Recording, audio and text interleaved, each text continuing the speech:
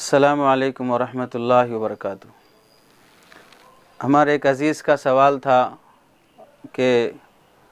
آج کل بہت سے ہوٹلوں میں، ریسٹورنٹس وغیرہ میں جو کھانے بنائے جاتے ہیں اس میں ایک نمک استعمال کیا جاتا ہے جسے چائنیز نمک بھی بولتے ہیں اور اسے دوسری زبان میں اجینوموٹو بھی بولتے ہیں، مختلف اس کے نام ہو سکتے ہیں۔ تو اس نمک کا استعمال کرنا شریعت میں اجازت ہے یا نہیں ہے؟ اس سلسلے میں دارالعلوم کراچی کا بھی فتویٰ ہے اور دیگر حضرات نے بھی اس پر تحقیق کی ہے، عثمانی دارالافتاء میں بھی اس کا جواب دیا گیا ہے۔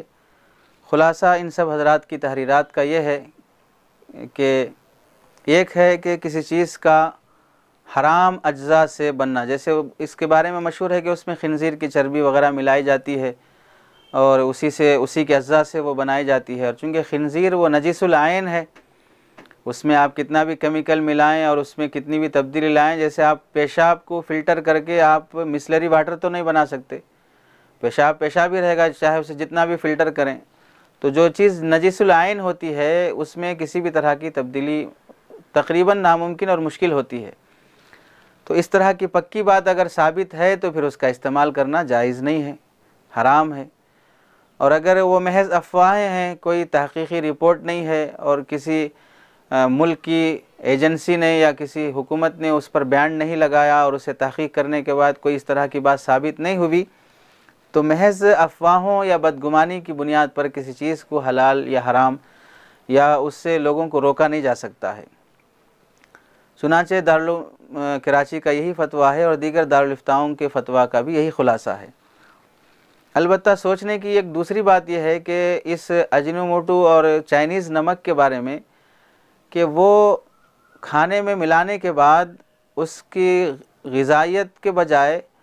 لذت میں اضافہ کر دیتا ہے، یعنی کھانے کا مزہ بدل جاتا ہے اور کھانے سے بہت عمدہ خوشبو آنے لگتی ہے۔ تو ہوٹلوں میں اس سے ملائے جانے کی ایک وجہ تو یہ ہوتی ہے کہ خوشبودار کھانے کی وجہ سے آدمی خوشبو سے اس کا آدھا پیٹ بھر جائے گا اور کھانا اسے لذیذ محسوس ہوگا تو آدمی بار بار اسی ہوٹل کا رخ کرے گا، تو گاہک کبھی ختم نہیں ہوگا۔ تو گاہک کو اپنے ہوٹل سے جوڑے رکھنے کے لیے، اور دوسرا اس کے اندر ایک خاصیت یہ بھی بتائی جاتی ہے کہ اس سے آدمی کو خوشبو اور لذت تو اچھی محسوس ہوگی لیکن کھانا کم ہی کھایا جاتا ہے، تو اس سے ہوٹل والے کا بچت بھی ہوتا ہے۔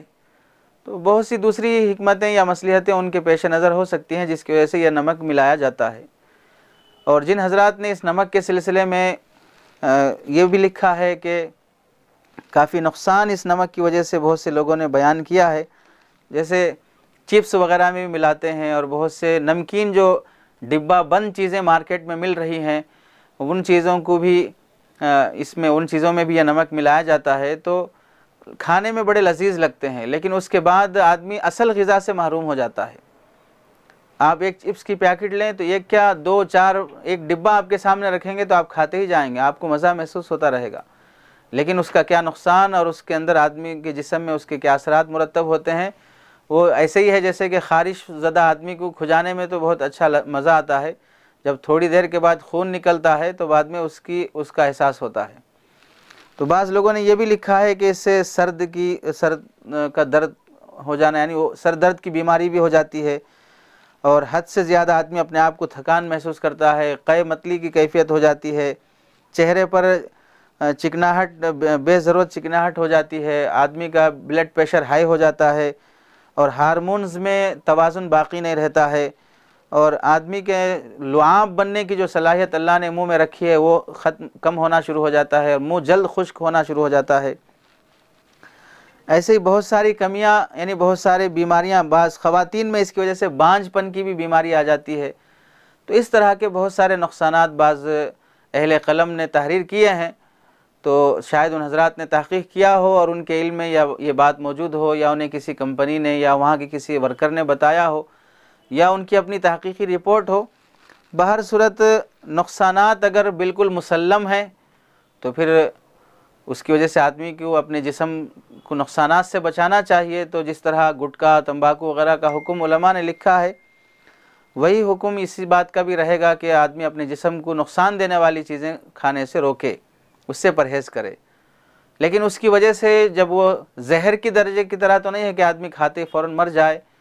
یا وہ بالکل ناپاک چیز بھی نہیں کہی ثابت نہیں ہوئی کہ وہ شراب کی طرح بالکل نجس ہے، تو احتیاط بہتر ہے، کھانے سے بچنا چاہیے۔ جو اچھے طباخ ہیں وہ اس کے بغیر بھی بنا سکتے ہوں تو اس کے بغیر بنا لیں، آدمی مشکوک چیز میں نہ پڑے۔ دع ما یریبک الی ما لا یریبک، جو ڈاؤٹ اور شک میں ڈالنے والی چیزیں آپ اسے چھوڑ دیں، اور جو اطمینان والی باتیں ہیں آپ اسے اختیار کر لیں۔ تھوڑی دیر کی لذت کی بات ہے، آدمی مشکوک غذا استعمال نہ کرے۔ خلاصہ یہ ہے کہ فتوے کے حساب سے تو جن حضرات نے فتویٰ دیا ہے، جب تک اس کا نجس ہونا یا ثابت نہ ہو جائے اسے حرام نہیں کہا جا سکتا، اور اس کے نقصان دہ ہونے کی وجہ سے اسے مکروہ کہا جا سکتا ہے، البتہ اسے حرام یا ناجائز نہیں کہا جا سکتا۔ یہ دارالافتاء کے اور اکابر کی تحریرات کا خلاصہ ہے۔